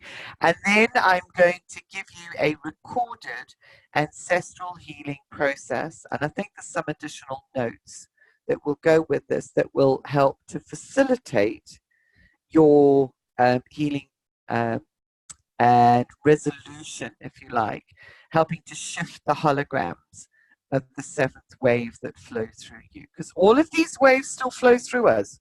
So it's like, which of the thought patterns within the 7th wave are getting trapped within us? Through our ancestors, from the collective, from society. Which of those thought patterns are actually being decoded by us, and how can we actually shift those and we recode the hologram? So those are the exercises from week 4, helping to resolve the 7th wave. So do any of you have any comments or questions? So that's it for week 4 masterclass. Anything that you would like to share? Does that make sense? Has that added to your puzzle, added to your understanding? So Mary's just putting thumbs up here on on the camera. Charlotte's putting thumbs up. I've unmuted you, so if you guys Oh, would like to share anything at all, you don't have to talk. You can put it in the chat room if you want. oh, geez, there was something. Oh, hologram. Yeah, So we're just projecting everything out there. There's nothing really out there. It's all exactly. within. Yes, yeah, Yeah, absolutely. yeah. I read a book called The Disappearance of the Universe. Yes, It's about the Course of Miracles. One of the books that came out after the Course of Miracles came out in the 70s. yeah, And he had this little meditation that you could do. You visualize all those little sparklies that, the little diamonds, the little sparklies yeah, that are everywhere. I see them yes, all the time. Yeah. To concentrate on them, and you can make things disappear. Like I could concentrate on a picture on the wall and just see the little sparklies, and it's gone. The picture's gone. All I see is the sparklies. So um, so I guess if we, you know, I don't know where I'm going with this. that's okay. That's okay because what you can then do, so you could even use that technique with whatever you see projected out there in your world in respect of these patterns or in respect Yeah. of these spheres. It's like Oh yeah. concentrate on those little I don't know, I think I heard somebody describe them as like little photons of light, whether they are or they Yeah. aren't, You're and then right. everything disappears and it takes you back it opens up the space Yes. Yeah. Yeah. between those particles. So it Oh yeah. opens Yes. up the space and it allows a greater flow. Because remember, all of these waves create us. So Hmm. all of these waves are life. They're a holographic projection of life. And all of these waves create us. They're all flowing through us. Remember, the first wave is all of the atoms that clump together and the bacteria that live in our digestive system and unicellular organisms. And then we get the second wave, which is the molecules, sort of the plant-like fractal structures, the trees, the patterning of the trees, that branching pattern that Yes. help to make multicellular life Hmm. and sort of insects and animals and that possible kind of thing, and the genes and the Yeah. DNA, and then we Hmm. get the further waves and the early humans. So all of those waves are running through us. Yes. Boy. So what is it? So yeah, that's exactly it. Where do we stop the full flow of life? Where do we stop the full expression of that wave because of the way that it's been interpreted, that has Oh. become locked in our biology? So that's one way of actually being able to see this. Oh wow. Yeah. Yeah. So we are a living filter for those waves. How do we become an unfiltered conduit Mm. for the highest expression of each one of the waves? Wow. Okay. Wish us luck. Exactly. We're on a journey. We're on a journey. Yeah. And that's our journey. Yeah. Because when we do, that becomes part of the fractal patterning that feeds into the hologram of the collective. Yeah. Absolutely. I think your sparkly example is a great way of looking at it and going into it, and all, as Julie just described, all these levels of reality in our programming is so it's so hard for our brains to get our heads around, right? It's just the con is so, like Julie is talking millions, billions of years, and all in a 2 hour. Yes. Yeah. I often say, if I fried your brain completely. Yeah. but no, and yeah, it's a yes and no answer to that. But yeah, it's really, to look at it even at that cosmic cosmos level of the way you're talking about it, because It's so refreshing, like, because I see sparklies too, and it's all All that, right. it's Gee. all that multi-conscious thought and understanding of the bigger picture. So Yeah. Yeah, and Absolutely. the space between me and the wall is full of those little sparklies. They're yeah, everywhere. They're in us. exactly. And Yes, they're when in. I used to see them when I was a little kid, and I was always trying to get somebody else to see them, but I would notice them going through a window, because I wanted to see if they were, from another level other Hmm. than the third dimension. So, I'd look at the window and I'd see that they would go right through, that the window was not bothering them, so I said, wow. And so I've been trying to figure out how to tap into these little things, but I guess it's all up here. Like you gotta, like that little meditation that this man, had with his book, was to just notice them, and the more you notice them, the more show up, Hmm. so it's kind of fun. Oh, That's that's interesting because it's the light of life, and then it mhm. becomes okay. So if light is information, each one of those little sparklings is Yes. information, and that information is what creates reality. Hmm. So it's Well, I like, so think you that, Beautifully are said. all of those little sparklings. So what an yeah, awesome Yeah, analogy to use with your body. Yeah, so then you yeah. yes, become all of those little sparklings. Go, wow, yeah. yeah. Well, how can I manipulate and work with these Yeah, sparklings? exactly. Yeah, and I think that I think they're diamonds. I because everything is a diamond.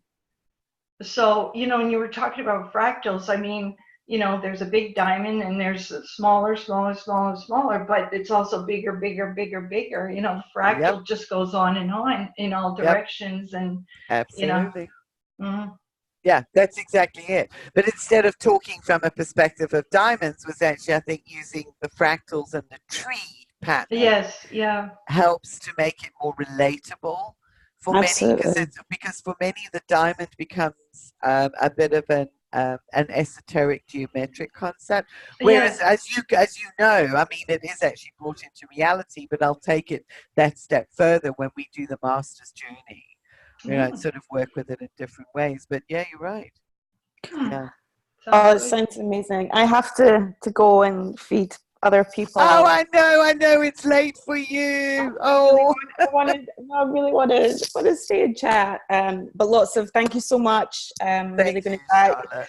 dive into those questions. I've been thinking about those questions as you speak. I'm just like, oh my gosh, that's my life. That happens to me. Yeah, Like this is totally like I'm even at Christmas with my parents and looking at that seventh wave paradigm and me just stepping out of it and just observing and surrendering. So yeah, I'm yes, totally yeah. it's And brilliant. be in joy. I mean, right now, Yeah, for what's sure. required is that your family requires feeding. Yeah, So be in joy and sort of create their nourishment in this absolutely. moment. Yeah. Yeah, absolutely. I'm sorry to That's okay. That's so lovely, Charlotte. Thank you so for lovely being to with see you, us. Mary and Julie and Yeah. Linda. Lovely Thank you, to see Charlotte. you too. Take Have a, Yeah. care. I'm just going to read Linda's comments and then we'll all go. It says, to Well, have an understanding of the waves really helps me to let go of fear, anger, and frustration of all of the perceived bad and realize all is not as it seems and all truly is in divine creation and wonder. Amazing. Thank That's you. nice. perfect. Perfect. Blessing. So, yes, it is. Okay. It's Can I wonderful. ask you Thank one you. more question, Julie? Yes, you can. So, Charlotte, Okay. thank you. God bless you, Hello. sweetheart. Yeah. Bye, Charlotte. Love you. Love your energy. Sheila, I'm going to end the recording so Okay. that we can. See you later, Linda. Glad to And see you. then,